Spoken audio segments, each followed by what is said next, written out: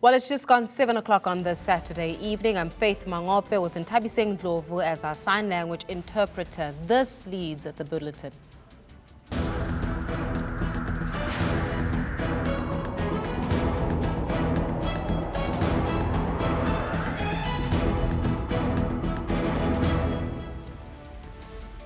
Well, Durban intensifies the big cleanup after floods washed tons of waste onto beaches and the harbour.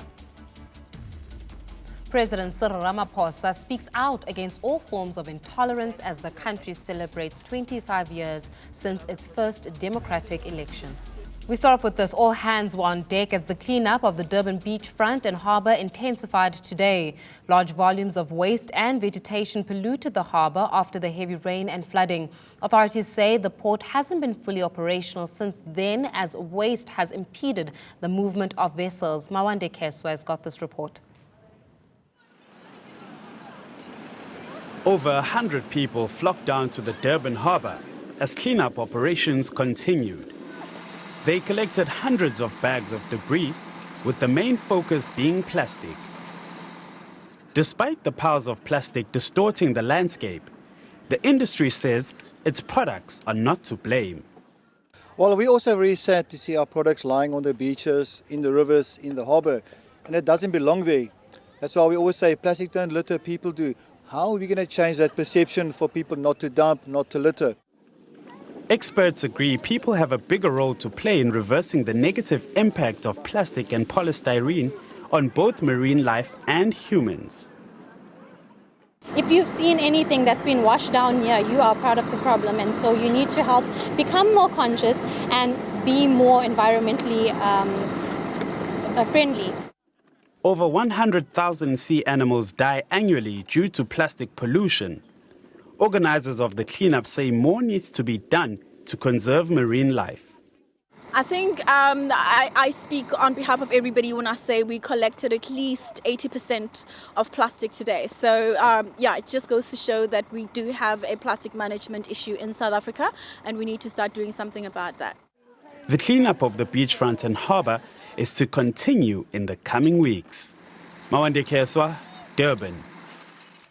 Well, ANC Secretary General Ace Magashule claims the state organs are being used to fight political battles. He says his phone and that of his deputy Jesse Duarte are tapped. Magashule says many others have complained about this and he's urged them to speak out. He was speaking during election campaigning in Parys, Free State earlier. There are people whose phones are bugged. I'm one of those whose phone is bugged. DSG's phone is bugged. Many other comrades' phones are bugged. There are comrades who have complained that state organs are being used against them. And I've said those comrades must come out now. Comrades cannot keep quiet forever, because we can't allow that to happen. And the comrades will be speaking on their own as time goes on. What information do you have received that your phone is bugged? What have you received I know. from the DSG? I know.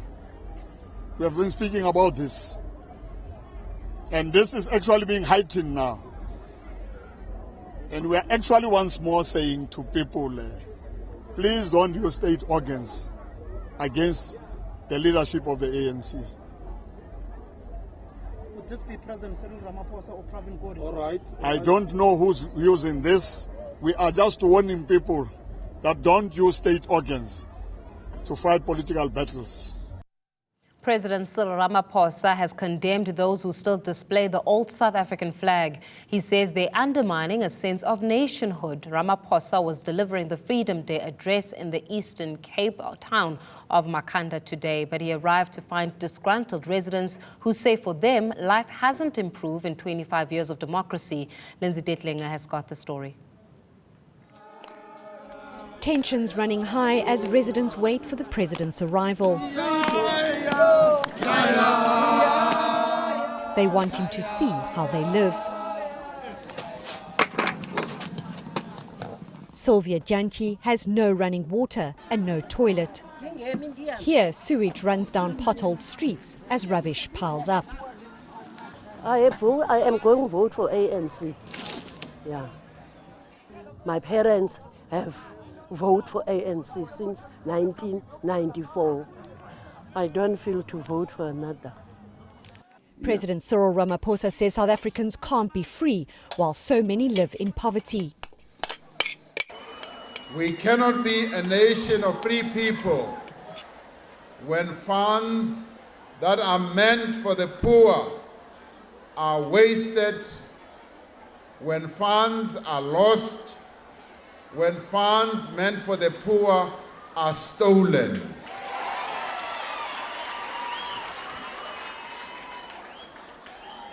We cannot regard ourselves as a nation that is free when there is still corruption within our own country. He's also condemned attempts to disrupt nation building.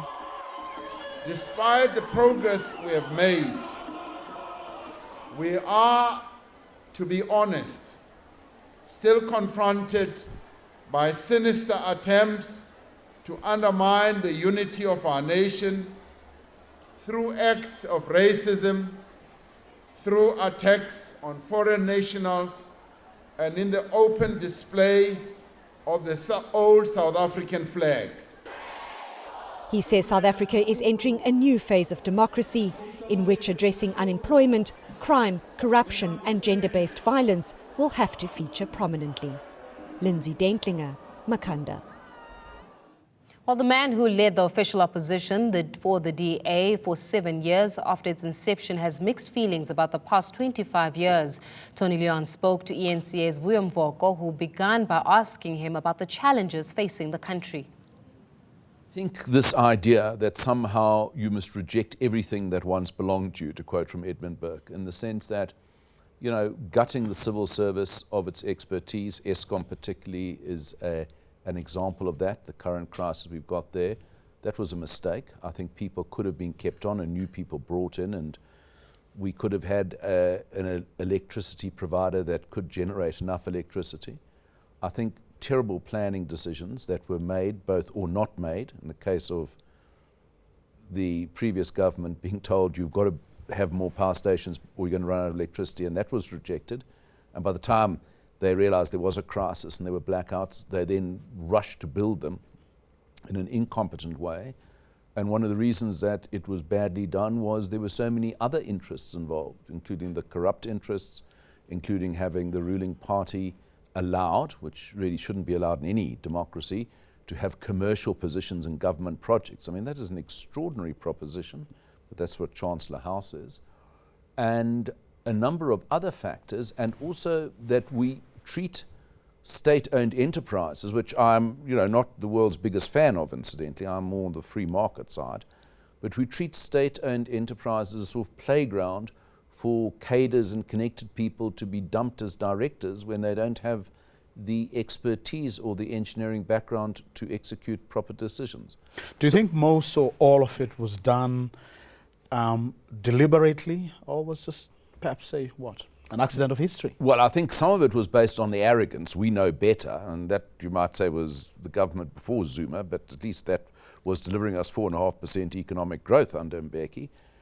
But I think under Jacob Zuma, it actually accelerated to becoming, as we know every day before the Zondo Commission, a project of looting and stealing. You can't put it more politely than that. And actually breaking down the very institutions that were meant to curb that from happening. And that's across the board, from the Police Intelligence Service, the National Prosecuting Authority. And that explains why, the normal early warning signs were either switched off or ignored or could just be bypassed. Well, still to come, you find out how the Desmond and Leah Tutu Legacy Foundation chose to spend Freedom Day.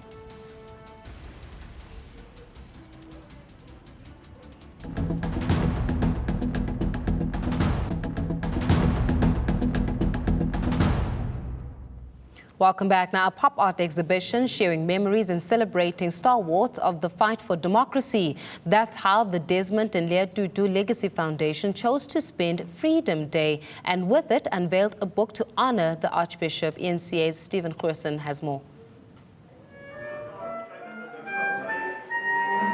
Splashes of color, flashes of a life lived in service of his country and reminiscing with old friends. Freedom Day saw the launch of the Tutu Art Box at the Foundation's new headquarters. Former Independent Electoral Commission chairperson, Brigalia Bum, was there to share treasured memories. Bum helped establish the IEC in 1999 and headed the commission for 12 years. As I was going through this exhibition in the book, let me tell you, every picture I saw, I could, around that picture, tell a story. She recounted many a tale, shared much insight, and left her audience with a message of hope. I don't agree with people who think that we have lost everything and we cannot recover everything. We are going to be able to preserve a lot of things that will be the heritage. Not only heritage in money, but the heritage of those values that we are able to celebrate even today. The art project features a series of pop art versions of Tutu. Historic photographs by photojournalist Benny Gould and others have been reworked by artist Richard Scott. We do think that it's befitting on him. It's a good tribute to him on Freedom Day. The book comes in a pink leather box. Its sale will benefit the foundation and its many projects. Stefan Goosen, Cape Town. The death toll in Mozambique has risen to 5. Cyclone Kenneth smashed into the coast, flattening buildings and knocking out communication. The UN says aid agencies are struggling to assess the extent of the devastation as many areas are cut off. The cyclone killed 3 people in the Comoros en route to Mozambique. It's the second cyclone in that country in 6 weeks. Further afield now, the United States will drop out of an international arms treaty that former President Barack Obama signed in 2013. President Donald Trump told the National Rifle Association this at its annual meeting yesterday. The NRA and other conservative groups opposed the treaty back in 2013. I am officially announcing today that the United States will be revoking the effect of America's signature from this badly misguided treatment. We're taking our signature back.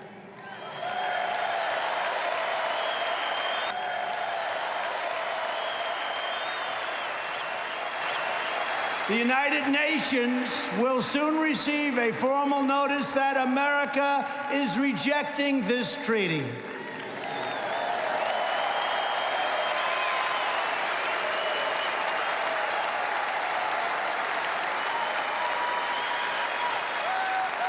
As part of this decision, I will sign right now, in front of a lot of witnesses, a lot of witnesses, a message asking the Senate to discontinue the treaty ratification process and to return the now rejected treaty right back to me in the Oval Office, where I will dispose of it. With that, let's take a look at what the Freedom Day weather looks like. Liam Fernandez is at the Weather Centre to give us the latest. Hello everyone and welcome to the Weather Centre. It was a settled Freedom Day across the country with lots of sunshine over South Africa, but for Mozambique, the remnants of Tropical Cyclone Kenneth remain over the northern parts of the country. And in this area, we're still seeing heavier downpours as the low pressure is embedded within a deep layer of moisture. But this low pressure has weakened considerably over the last few days and wind is no longer a factor. Taking a look at South Africa, we're going to see moisture reaching the eastern parts overnight. That'll bring drizzle and fog for the first half of the day to some areas in Limpopo and in Mpumalanga. And while that area will be clearing into the afternoon, we'll also have berg winds affecting the southern parts of the country. A much hotter day expected for those areas with lots of sunshine. A little bit of fog will be just off the western coastline for much of the day, but then later on toward evening, we could have that fog pushing in for some areas, including around the peninsula. In the Northern Cape, it's going to be a sunny day across the province. It's going to be a hot afternoon for many areas as those temperatures climb into the 30s. And we are expecting the same for the Western Cape, with the mother city reaching a maximum of 30 degrees Celsius. It's going to be a gorgeous Sunday along the south coast. High temperatures, light winds and sunny skies. Make the most of it and head outdoors and allow yourself to enjoy this late autumn sunny and warm weather. Similar for the rest of the Eastern Cape, but as you head towards the mountains, take a look at those minimums. It is going to be a cold morning across the area. Partly cloudy skies for some areas in KwaZulu-Natal, perhaps even a bit of morning fog in the interior, but that shouldn't last too long. We're going to have drizzle and fog over the eastern parts of Mpumalanga, maybe even some light rain for Skukuza at first, but in the afternoon it will be clearing up. We're also going to have some of that light rain for the eastern parts of Limpopo, including Tzaneen and Phalaborwa. Otherwise, partly cloudy, warm and dry for most of the province. Sunshine dominates over the northwest, but we will have a little bit of cloud building up. No rain in the forecast. And then for the Free State, we see some areas staying quite mild, especially in the eastern parts of the province, including Harrismith, Bethlehem, as well as Zastron. And finally for Gauteng, it's going to be a typical autumn day over the province. A bit of cloud cover, no rain expected, and it's going to be a warm afternoon for the area. Winds will be light in the north and east of the country, but moderate over parts of the Northern Cape, fresh at times for Sutherland, and a fresh wind also expected for East London. Heading into Monday, when it's going to be dry across South Africa, most areas will be warm, but it is going to be hot for many areas in the Cape provinces, especially towards the southern coastline. And then on Tuesday, a cold front will bring some afternoon and evening rain to Cape Town, while ahead of that system, there could be patchy thunder showers in the Eastern Cape. That's all from the Weather Centre. Goodbye for now. And finally, political leaders in Cape Town have spiced things up a bit. They've competed in a somewhat unconventional way to garner votes, which is a cook-off. ANC Leanne Jansen has got more. They're out day and night campaigning for votes, but at some point, someone's got to eat. It's a novel way to get votes by wooing taste buds. It's all part of the annual Cape Town Ramadan and Lifestyle Expo. The EFF's Nazir Paulson, Goods Patricia de Lille, Faiz Jacobs from the ANC, and lesser-known Regan Allen representing the DA. They've all been given the same ingredients. I'm feeling confident as Auntie Pat's honest to goodness chicken recipe for tonight. I think I have a game plan, and I think we use all the ingredients. I have consulted broadly. We are excited. However, we are yet to learn as well. So my mom used to help me back in the day. So maybe some of her teachings will filter in. I want to do a Moroccan chicken, but there is no carrot here. If I had known there wasn't going to be any carrots, I'd have brought my carrots that I grow at home. And what would South African politics be without a bit of banter?